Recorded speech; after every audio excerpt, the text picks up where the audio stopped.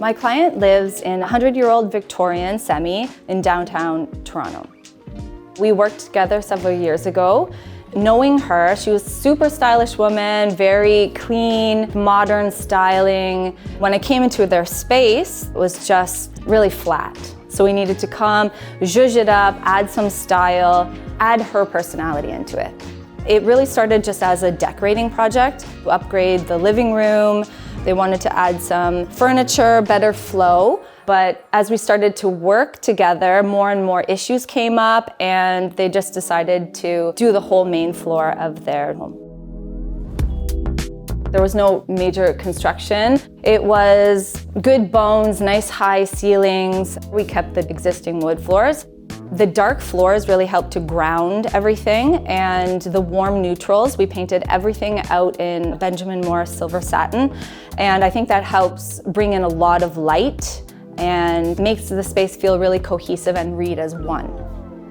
The existing wall, there was a slight bump out, I'd say like 6 inches or something, so it wasn't a feature at all.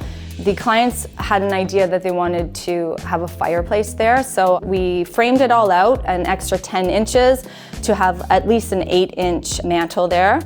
It's a Calacutta Viola marble, such a showstopper. It works beautifully with all of the warm neutrals and adds a lot of visual interest.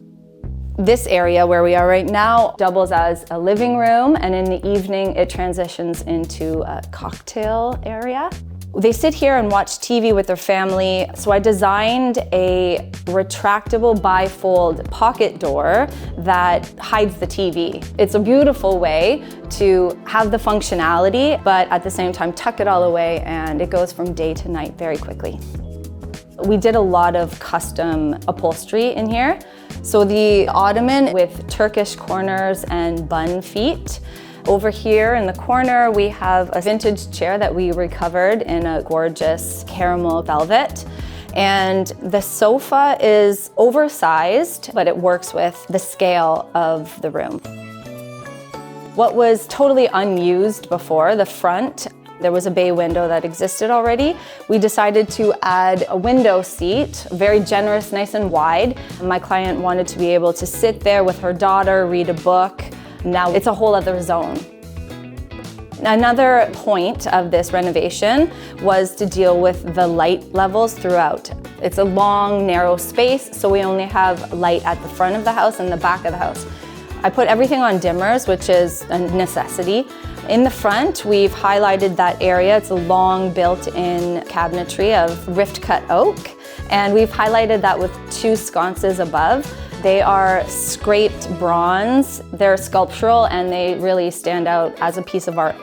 In between the 2 sconces, we have a large piece by Paula White-Diamond that just works beautifully. It's tonal, it's textural, it doesn't steal the show, but it absolutely holds its space. The existing kitchen was dark, it was heavy, it was dated. So we doubled the square footage by adding a galley opposite the existing side, and we painted everything out in Pharaoh Ball elephant's breath, which really coordinates with the neutrals throughout the space. We kept the countertops really light. We used a Calacutta quartz, and we mix shaker door fronts with flat paneled drawer fronts.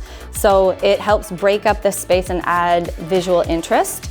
For the hardware, we used a mix of cup pulls and egg-shaped knobs to break things up.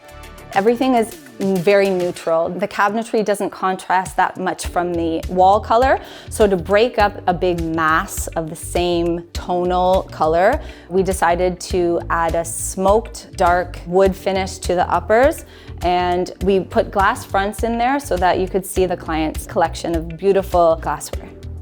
We wanted to make this side of the kitchen uber functional, so we decided to put a breakfast nook in behind pocket doors. Their young daughter is able to make herself breakfast in the morning. If she has to leave a mess, my client can just close the doors, tuck it away, and boom. It's a very open space. As soon as you walk in the front door, you can see all the way through the kitchen, the dining room, you see the entire main floor space. So It can't be an afterthought. We had to think about it.